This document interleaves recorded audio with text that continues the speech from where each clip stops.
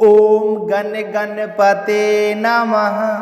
आज आप सुनेंगे वाल्मीकि रामायण बालकांड का 40वां सर्ग। श्री राम की कृपा पाने के लिए प्रेम भाव से कहिए गणेश जी महाराज की जय हो। सियावर रामचंद्र भगवान की जय हो। पवन पुत्र हनुमान की जय हो। श्री राम दरबार की जय हो।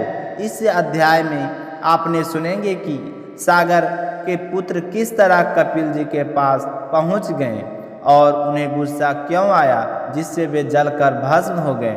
देवताओं की बात सुनकर भगवान पितामह ने कितने ही प्राणियों का अंत करने वाले सागर पुत्रों के बल से मोहित एवं विभूत हुए।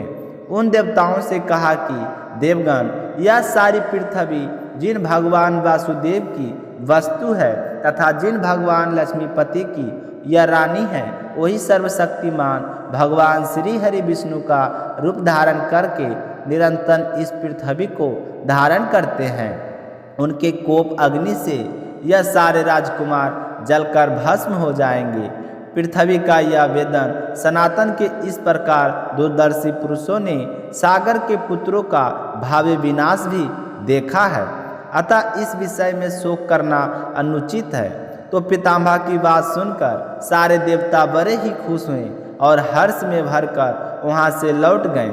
सागर पुत्रों के हाथों से जब पृथ्वी खोदी जा रही थी, उस समय उससे वज्रपात के समान बड़ा भयंकर शब्द हो रहा था। इस तरह सारी पृथ्वी खोदकर तथा उसकी परिक्रमा करके वे भी सागर पुत्र पिता के पास खाली हाथ लौट आए और कहने लगे कि पिताजी, हमने सारी पृथ्वी छान डाली है।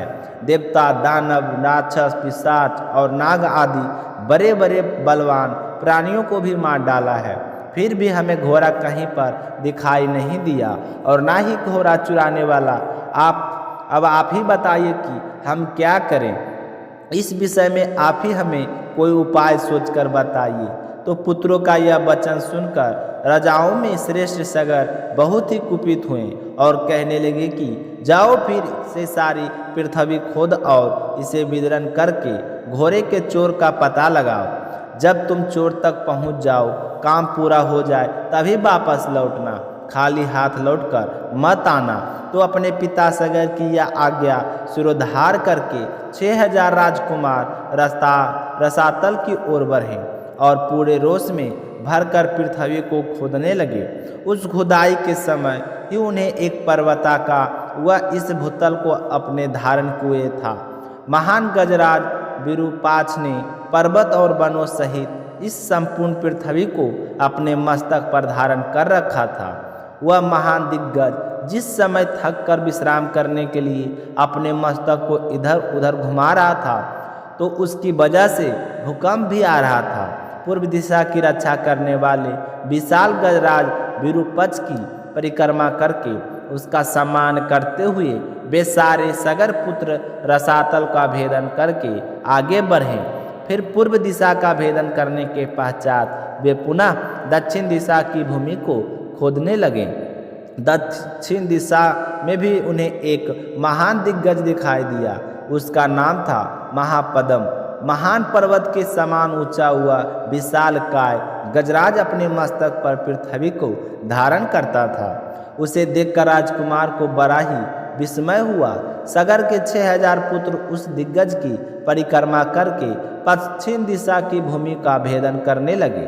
पश्चिम दिशा का भेदन करते समय उन महाबली सागर पुत्रों ने महान पर्वता आकार दिग्गज सोमनस का दर्शन किया। तो यह देखकर वे सारी हैरान हो गई और फिर उसके पास जाकर उनकी परिक्रमा की कुशल समाचार पूछकर वे सारे राजकुमार भूमि खोदते हुए उत्तर दिशा में जा पहुँचे। उत्तर दिशा में उन्हें रिमेक समान श्वेत भद्र नामक दिग्गज दिखाई दिया, जो अपने कल्याण में शरीर से इस पृथ्वी को धारण किए हुए था।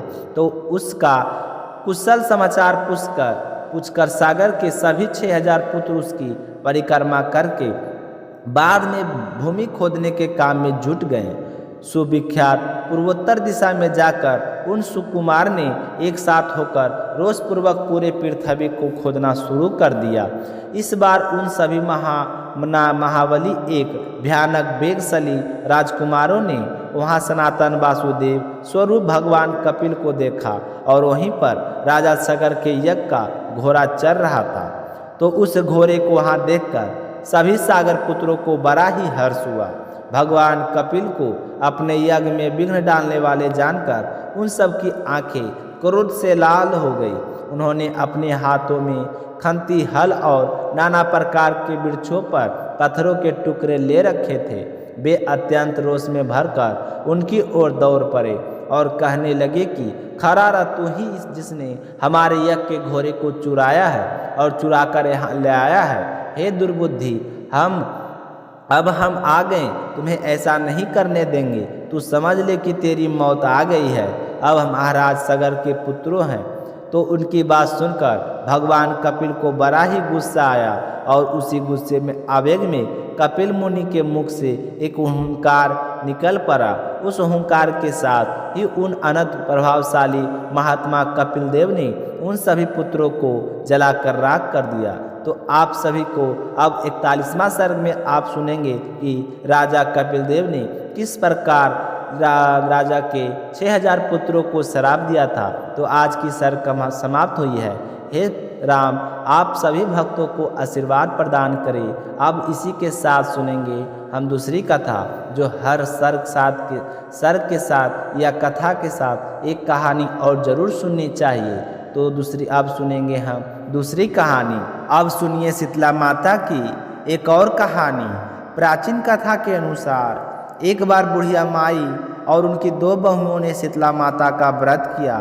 उन सभी को अष्टमी तिथि को बासी भोजन खाना था, जिसके चलते ही उन्होंने सप्तमी तिथि को ही भोजन बनाकर रख लिया था। लेकिन दोनों बहुओं ने बासी भोजन नहीं करना था, क्योंकि उन्हें कुछ समय पहले ही संतान हुई थी। उन्हें लग रहा था कि कहीं ऐसा ना हो कि वह बासी भोजन करे और बीमार पड़ जाए। अगर ऐसा हुआ तो उनकी संतानें भी बीमार पड़ जाएगी। तब दोनों बहुओं ने अष्टमी को बासी भोजन ग्रहण ना करके अपनी सास के साथ माता की पूजा की। इसके बाद पशुओं के लिए बनाए गए भोजन के साथ ही अपने लिए ताज़ा भोजन बना लिया, फिर उसे ग्रहण भी कर लिया। और फिर जब उनकी सास ने उन्हें बासी भोजन करने के लिए कहा तो उन्होंने टाल दिया। यह देखकर माता क्रोधित हो गई। अचानक से उनके नवजातों की मृत्यु हो गई। जब यह बात सास को पता चली तो उसने अपनी बहुओं को घर से निकाल दिया और दोनों अपने बच्चों के शवों के लिए रास्ते पर चली जा रही थी। तभी भी एक बरगद के पेड़ के नीचे आराम करने के लिए रुक गई। यहाँ पर 2 बहनें थीं, जिनका नाम ओड़ी और शीतला था। वह सिर में पड़ी जुओं से बहुत परेशान थी। बहुओं को उनकी हालत देखकर उन पर दया आ गई। उन्होंने उनकी मदद करना चाहा और उन बहनों को सिर से जुएं निकाल दी, जिससे उन दोनों बहनों को सुकून मिला। तब उन दोनों बहनों ने बहुओं को आशीर्वाद दिया कि तुम्हारी गोद हरी हो जाए। यह सुनकर दोनों बहुएं बोली कि उनकी हरी गोद तो लूट गई। तब उनमें से एक बहन, जिनका नाम शीतला था, दोनों बहुओं को डांट लगाई और कहने लगी कि पाप कर्म का दंड तो भुगतना ही पड़ता है। तब उन दोनों बहुओं ने माता शीतला को पहचान लिया। वे दोनों उनके पैरों में गिर पड़ी और क्षमा मांगने लगी। माता को उनका पश्चाताप करते देखकर उन पर दया आ गई और फिर उन्होंने उनके मृत बालकों को जीवित कर दिया। यह देखकर वे दोनों खुशी खुशी अपने घर बच्चों सहित गांव लौट गई। इसके बाद से पूरा गांव शीतला माता को मानने लगा। हे शीतला माता, जैसे आपने उन दोनों बहुओं पर अपनी कृपा की, वैसे ही इस कथा को कहते सुनते और हुंकार भरते उसके सभी मन्नत को पूरी करना। हे शीतला माता, जो आपकी कथा और जो आपकी भजन करता है, उसके घर में सभी कार्य मंगलमय करना। बोलिए शीतला माता की जय हो। तो प्रिय श्रोताओं, अभी तक आपने अशोक वेदा चैनल को सब्सक्राइब नहीं किए हैं तो चैनल को सब्सक्राइब ज़रूर कर लीजिए, ताकि आप सभी पर श्री राम भगवान की कृपा सदैव बनी रहे। तो मिलते हैं अगली बड़ा कथा और सर्ग के साथ। तो आप सभी का अगला अध्याय पूरा प्रेम से सुनिएगा। जय श्री कृष्णा, राधे राधे।